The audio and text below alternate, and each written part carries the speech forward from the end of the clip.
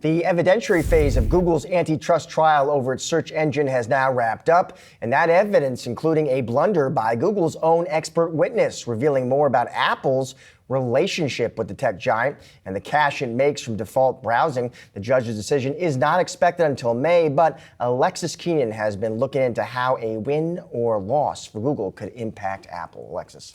Yeah, so at the heart of this case, the Justice Department is saying that Google is abusing its monopoly in online search, right? That its search engine as a default is contracted with Apple and other mobile device manufacturers, computer manufacturers to be the default search engine. And Apple, though, is kind of a de facto defendant here because Apple faces significant risk.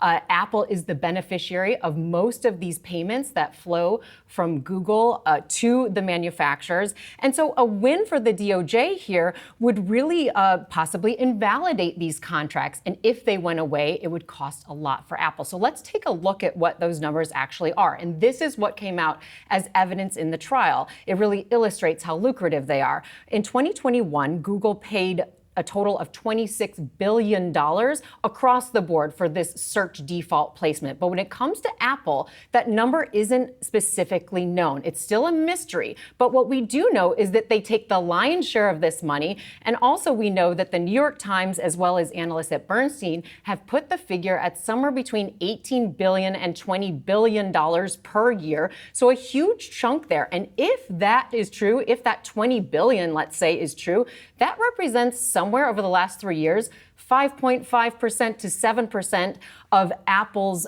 annual revenue. So a sizable chunk. Now, these analysts that I've been talking to about this issue, they also say that, look, no matter what, this is a huge number. If it's compromised, it would be expected to implicate Apple's stock price as well, that investors put a lot of value in this number that comes in under Apple's services sector.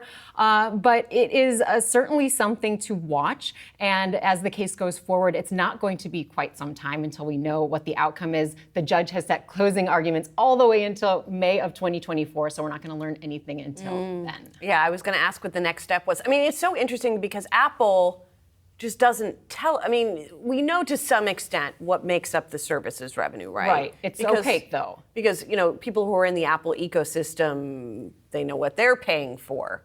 I guess there's no chance that Apple itself is going to come out and say, this is what these are the various. Josh is laughing as somebody who has covered the company closely. Yeah, I am interested. I mean, has Apple talked about this, Alexis? Have you gotten any response from Cook's company there?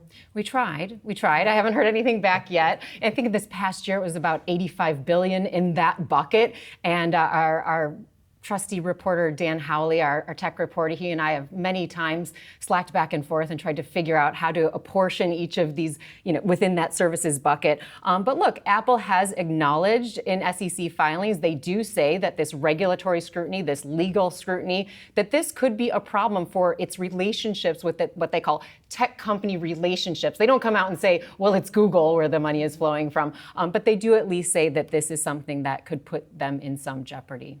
Really interesting. Following the breadcrumbs. Yeah. Alexis Keenan and Dan Howley for that matter as well. Thank you so much. Appreciate it.